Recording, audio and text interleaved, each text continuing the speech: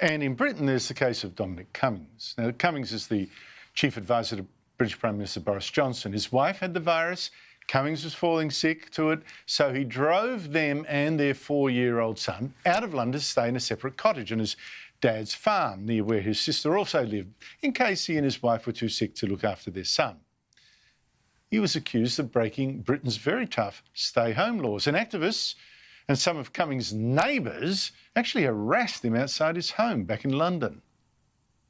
How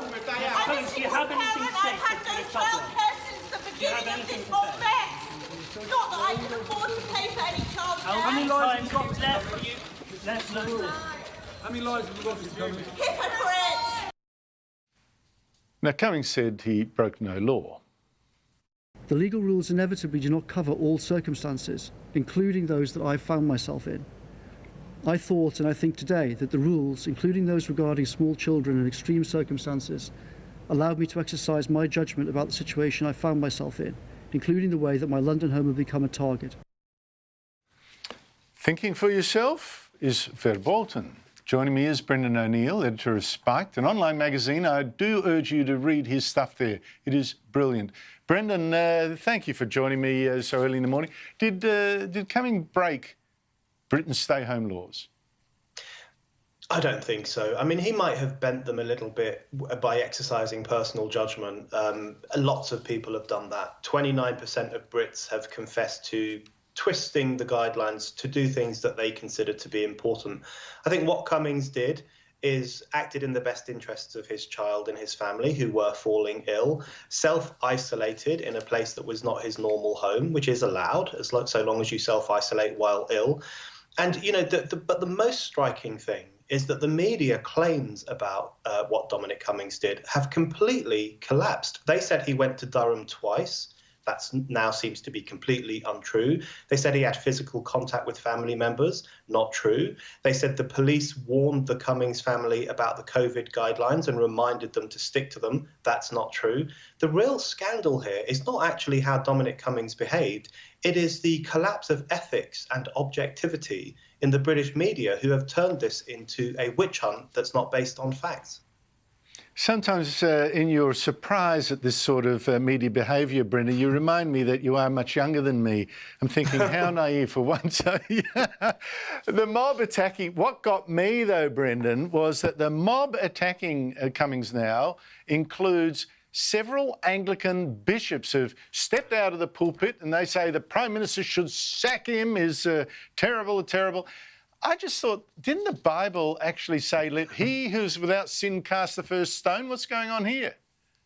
Absolutely, the Bible did say that. You know, if don't cast a stone unless you are free of sin yourself. The Church of England seems to have forgotten that. Also, you know, never mind the Bible. In this country, we're supposed to have a distance between the church and politics, and what we have with the bishops is this incredibly unprecedented intervention into political life. One of the bishops said that they would cease to work with the government until they repented by getting rid of Dominic Cummings. This is extraordinary stuff.